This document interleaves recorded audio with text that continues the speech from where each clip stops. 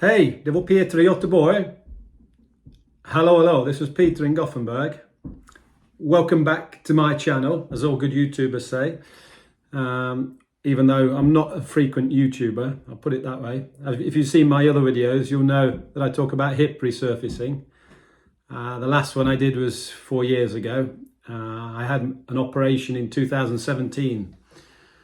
So we're back in the summer here in Sweden, 6 years later, and I've been asked by a few people to do an update to see how I'm getting on, and I thought I'd do that, tell you a bit about the background of my operation, my history, and then what's been happening in the resurfacing world. There's a few things have changed over the last few years, and a little bit about what I'm doing these days. So, to the news. Well, there is no news really. The hip works perfectly. Since the last time I videoed 4 years ago, there's been no problems whatsoever. I'm still very happy with the outcome. I have a complete full range of motion and I can do any sport that I want to do. The only thing that's happened really is I'm 6 years older, but that doesn't hold me back. I still do CrossFit and gym training and cycling and just generally active. During the pandemic, which we all suffered from, the last few years I've taken up golf again. We had a lot of spare time during that time, so I got my golf clubs out and joined the local club. And of course, as most people know, if you start golf, you normally become an addict. So I've been playing quite a lot the last couple of years with golf, which normally is around 7 to 8 kilometers walking, depending on how straight you hit the ball or not, and how much you go looking for balls. So, and you're carrying a bag around, so it's quite a good activity. You're normally tired in the evening after doing a golf round, especially if it's a hot sunny day. So back 6 years ago, playing golf wasn't possible. I was in a bit of a state with my hip.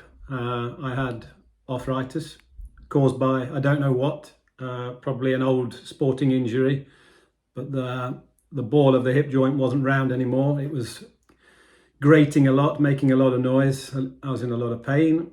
I was struggling to get in and out of the car, to tie my shoelaces. I was limping like an old person basically, and struggling to keep fit. So I researched what was available when it came to hip replacement surgery and found resurfacing, discovered hip resurfacing, which is not quite easy, really easy, but it's not being offered everywhere. Here in Sweden at the moment, we don't have any surgeons doing hip resurfacing, unfortunately. After a bit of research, I ended booking with a clinic in Ghent in Belgium, and I travelled down and had a new hip put in though with this method.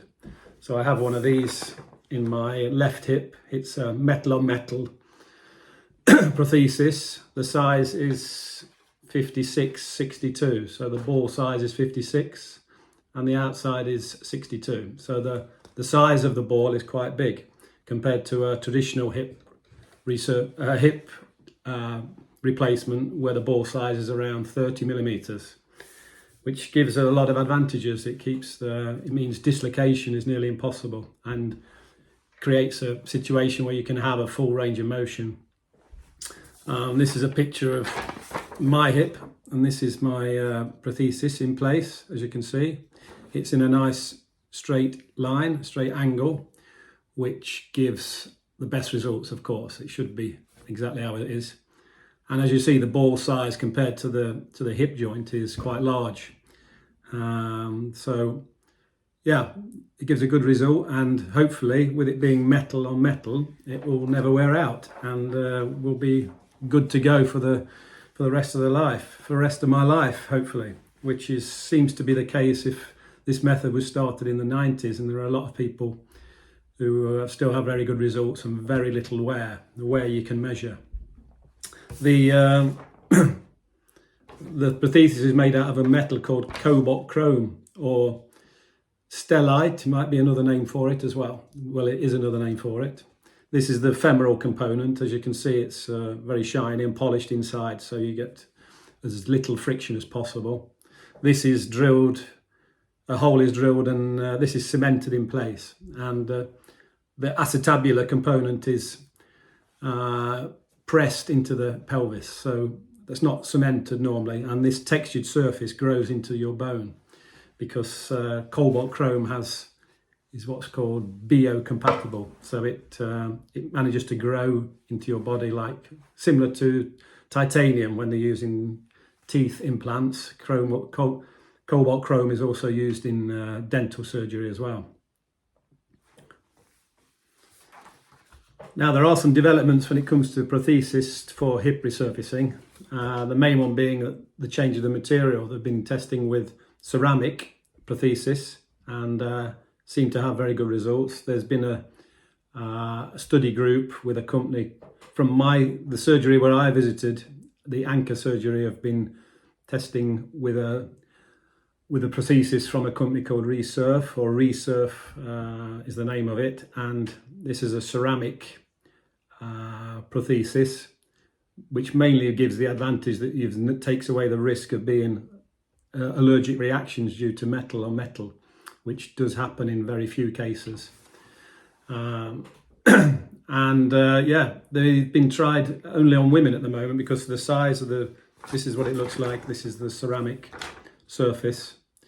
These are called COC, ceramic on ceramic inserts.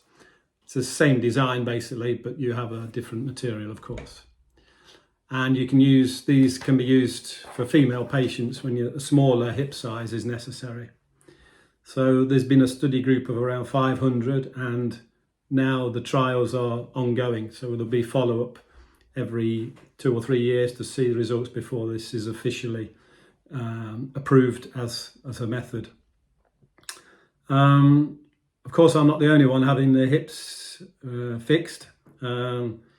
We have some famous people as well. We have Andy Murray, who I mentioned last time around. He played at Wimbledon again this year. He didn't do very well, unfortunately, but he's a hip resurfacing pioneer, could you say. He had his hip fixed in a surgery in London, and yeah, he's playing fully fit and playing professional tennis. Jean-Claude Van Damme, who I talked about in my first video, he's had his second hip replaced at the same clinic again. I hope he's happy. And we have a famous Swedish hockey player. This guy, Nicklas Bäckström, is the assistant captain of the Washington Capitals, and he's been a professional since he was 18 and played over 1,000 games for Washington. And he had his hip resurfaced in Ghent at the same clinic as I did about a year ago, and he's back playing now in the NHL. So it's obviously a method that works even if you're a super active or professional sportsman. So for the mere mortals like me and maybe yourself or maybe whoever, then I think it could be a good option. Now, on a question that I often get asked when people have contacted me over the last 6 years.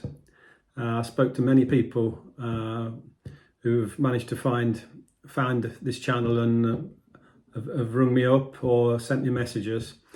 And it's the issue of how do you come to the decision to have such a major operation, because with all operations there is risk involved.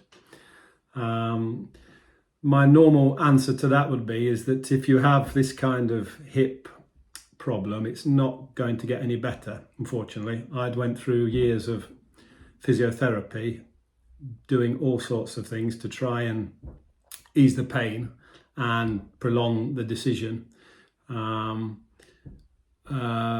without any results, basically. It didn't get any better. The deformation of the femoral bone continued and pain increased, and you just end up taking more painkillers.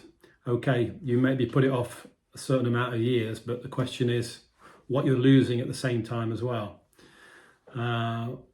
When you are back to full fitness, your health will undoubtedly improve from that day forward, which means that you will have better health in the rest of your body.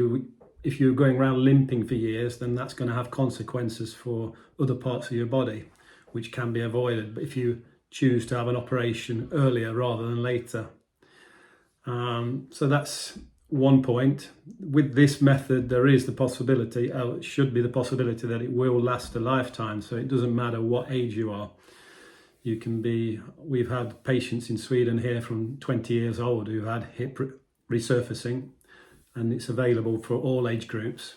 And from the day, like I said, from the day you have the operation, your health will improve. You will have you will have more possibility to move and be more active, which will result in better all-round health and more quality of life. So it's a big decision, but there are really two options. There's the total hip replacement or the hip resurfacing. At the moment, I'm not aware of any other possibilities or any other methods. So do your own research and go through and compare these two methods. There could be a cost involved. Unfortunately, you have to pay for your hip resurfacing here in Sweden. It could be different in different countries. It's all depending where you live. There are a lot of clinics doing hip resurfacing now. I've seen over the past few years more and more information on websites and on different clinics who are advertising this, and it seems like it's getting slowly but surely more and more commonplace. And especially, as I said, for younger people, for me, there's no doubt that it's the better option. That's all for now. Like I said, there's not much news concerning my own hip. It works, and hope it continues to work. I'm in good health, and maybe I'll do another video in another 6 years' time. Take care and take it easy. Bye-bye.